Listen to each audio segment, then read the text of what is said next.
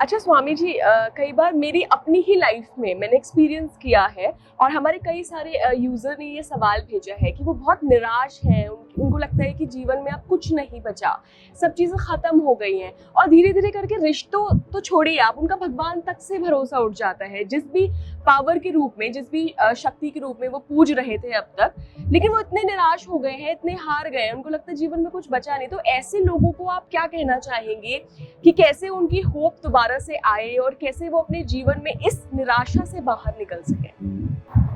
अब किसी ने प्रार्थना की, हे भगवान मेरी नौकरी लग जाए, और वो इंटरव्यू में गया। वहां 10 लोग आए थे इंटरव्यू के लिए और वैकेंसी एक थी जी। और 10 ने प्रार्थना की, हाँ। हे हनुमान जी मेरी नौकरी लग जाए। अब एक की लग गई तो बाकी 9 डिमांड करें कि भगवान ने मेरी सुनी नहीं, तो इसका मतलब भगवान ही नहीं है। हो सकता है कि उनकी जो कामना थी वो उचित नहीं थी। हो सकता है भगवान कह रहे थे भी हमने सुनी तो है लेकिन अभी पूरी नहीं होगी, 1 साल बाद पूरी होगी।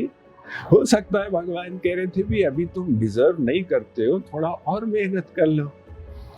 हम लोग अपनी कामनाओं को जब ज्यादा इंपॉर्टेंस दे देते हैं, ऐसा ही होना चाहिए, और वो जब नहीं होता है तो हमें निराशा आ जाती है। अब देखिए, एक बच्चा मम्मी से झगड़ा करता है ना, मम्मी मुझे चॉकलेट चाहिए, मम्मी कहती है नहीं बेटा तेरा पेट खराब। वो बच्चा कहे कि मम्मी आपने मेरी सुनी नहीं, तो आप तो बहुत खराब मम्मी है। तो प्रॉब्लम है कि उसकी जो डिजायर है वो अभी उचित नहीं है। इसी प्रकार से अज्ञानी जीव कामना करता है, मुझे ये चाहिए, मुझे वो चाहिए, और वो पूरी नहीं होती तो कहता है कि कोई भगवान नहीं है। लेकिन इस स्थिति में हमको विश्वास कैसे जमाना है? दूसरी तरफ हमारे ऊपर बहुत सारी कृपाएं हुई भी हैं। जो व्यक्ति कह रहा है कि मैं तो केवल अभी जूनियर क्लर्क हूँ इसलिए निराशा का कारण, वो सोचे कि कितनी लोगों की नौकरी लगी नहीं है। बिल्कुल, है ना?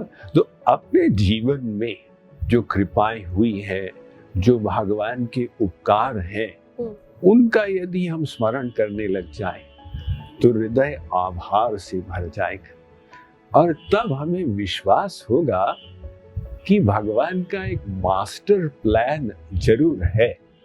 हो सकता है आज मेरी समझ में नहीं आ रहा। जैसे एक दादी माँ अपने पोते के लिए स्वेटर बना रही है, पोता आता है, दादी आप क्या बना रहे हो? अरे बेटा तेरे लिए स्वेटर है। अरे दादी जी ये तो सब गड़बड़ लग रहा है, नीचे से उसको लग रहा है कि ये सब लकीरें इस प्रकार से आती जा रही। दादी कहती है बेटा इधर आके देखो, ऊपर से दिखाती है कितना बढ़िया सा पैटर्न बन रहा है, सटल एकदम। हाँ, तो नीचे से गड़बड़ दिख रहा था ना।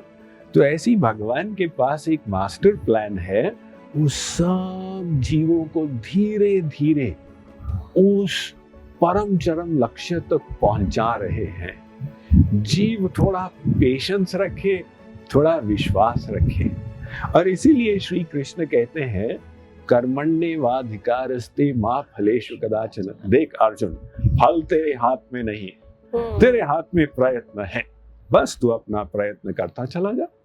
पर उन सिचुएशंस का क्या स्वामी जी? कई ये सवाल भी आए हैं कि अपनी नजरों के आगे अपने बच्चे को तड़पते हुए देख रहे हैं लोग, बहुत हाथ जोड़े, बहुत इलाज भी कराया लेकिन नहीं हो पा रहा है। तो क्या यहाँ पे फिर वो लॉ ऑफ कर्मा आ जाता है कि वो उसका लिखा के ही वो आया है ऐसा, या क्या है वहाँ पे भगवान का हस्तक्षेप क्यों नहीं होता है फिर? बिल्कुल, देखिए इसी से तो आइडिया लगता है कि पूर्व जन्म भी है, इसी से तो आइडिया लगता है कर्म का विधान भी है। हम लोग प्रत्यक्ष देखते हैं कि एक व्यक्ति ने थोड़ा प्रयास किया और पति बन गया। बिल्कुल, बिल्कुल। एक जीवन भर प्रयास करता रहा, लखपति भी नहीं बना, है ना? तो इसका हम कहें कि भाई वो ज्यादा बुद्धिमान था, कोई जरूरी नहीं है। उसके कर्म पूर्व जन्म के कुछ ऐसे थे, है ना? अब कोई जन्म से अंधा हो और वो कहे कि मैंने क्या किया था कि मैं जन्म से अंधा हूँ, उसका क्या उत्तर देंगे? अगर हम कहें कि भाई भगवान की इच्छा थी, तो फिर भगवान बड़ा निष्ठुर है, एक को अंधा जन्म दे दिया। अगर हम कहें भी तेरे कर्मों का परिणाम, वो कहता है जन्म से ही मैं अंधा हूँ। इसलिए इसका एक ही उत्तर बनता है कि ये कर्म जो है हमारे साथ पूर्व जन्म से जुड़े हुए आ रहे हैं, उसके अनुसार विशुद्ध। लेकिन बड़ी बात यह है कि वर्तमान में हमारे पास स्वतंत्रता है। जो पूर्व बैलेंस था उसको वर्तमान के प्रयास से हम बढ़ा भी सकते हैं, घटा भी सकते हैं। तो भगवान हमें कोरी स्लेट लेकर पैदा क्यों नहीं करता है? हर जन्म में मौका दे कि आप कोरी स्लेट हो, आप आए हो, लिखो, आप आपके 10 साल में देखूंगा। मैं सिर्फ एक ये एग्जाम्पल के तौर पर पूछ रही हूँ, बहुत आम एक सीकर की तरह समझिए सवाल कर रही हूँ कि फिर भगवान ये मौका क्यों नहीं देते हैं? उसमें लाभ भी होगा, हानि भी होगी। कैसे? देखिए, आपने इस जन्म में मेहनत की, प्रयास किया, थोड़ी भक्ति को प्राप्त किया, श्रद्धा, वैराग्य, बुद्धि इत्यादि। अब अगले जन्म में अगर क्लीन स्लेट से शुरू करेंगे, तो जो दुष्कर्म थे वो तो मिट जाएंगे, लेकिन सत्कर्म भी मिट जाएंगे। अच्छा, है ना? तो जी। अर्जुन का प्रश्न यही था गीता में। अर्जुन ने पूछा कि हे श्री कृष्ण, आप जो साधना का मार्ग बता रहे हो, मैं उस पर चलूंगा, और अगर यात्रा पूरी नहीं हुई मरने समय तक, तो क्या होगा? सब जीरो हो जाएगा। तो श्री कृष्ण ने कहा, नहीं अर्जुन, ऐसा नहीं होता है। भगवान तेरे कर्मों को नोट करके अगले जन्म में वहां से तेरी शुरुआत कराएंगे। तब व्यक्ति को विश्वास होता है, हाँ भाई, जो हमने मेहनत की वो निष्फल नहीं जाएगी, वो आगे हमारे साथ चलती जाएगी। स्वामी जी, अक्सर लोगों का ये कहना है, एक माइंडसेट बन गया है कि अगर कोई अपने आप को, कोई व्यक्ति आध्यात्मिक कह रहा है, तो उसके लिए वैसा दिखना जरूरी है, वैसी वेशभूषा, वैसे कपड़े, वैसा व्यवहार, वैसा आचरण, और पर्सनल लाइफ में भी इनफैक्ट। तो क्या ये फाउंडेशन क्यों है? क्या ये जरूरी है कि अगर मैं अपने आप को स्पिरिचुअल कह रही हूँ तो मैं हमेशा साड़ी ही पहनूं, या मैं हमेशा इंडियन वेयर ही पहनूं, या जो भी व्यक्ति अपने आप को नहीं, ये बिल्कुल जरूरी नहीं है, और न शास्त्रों में ऐसा लिखा है। जब अध्यात्म की बात आती है तो अध्यात्म भीतर की चीज है ना? अगर हम उसको बाहर की चीज से इक्वेट कर दें कि भाई वस्त्र पहनने से ही कोई आध्यात्मिक कहलाएगा, तब तो संतों का निर्माण टेलर कर सकते हैं। जो गहरे वस्त्रों की सिलाई करेंगे वो संतों का निर्माण कर सकते हैं, है ना? तो फिर शास्त्रों की आवश्यकता ही क्या पड़ी? तो फिर भी ये वस्त्रों से एक लाभ हो जाते हैं।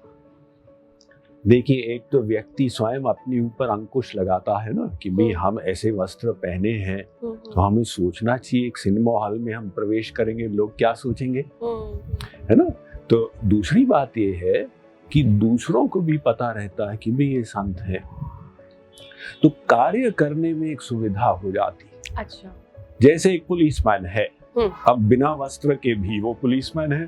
बिल्कुल। तो कोई कहे भी तुम वस्त्र पहनते ही क्यों हो, यूनिफॉर्म? कहता है भी यूनिफॉर्म में हम अपने कार्य को बढ़िया ढंग से डिस्चार्ज कर सकते हैं। तो ऐसे ये लाभ है, किंतु इसका हमको दुरुपयोग नहीं करना है कि वस्त्र से हम इक्वेट करने कोई संत है या असंत है। सामान्य वस्त्रों में भी संत हो सकते हैं। इसलिए कबीर जी ने कहा है कि प्रेम भाव एक चाहिए, भेष अनेक बनाए, चाहे घर में वास कर, चाहे वन में जाए।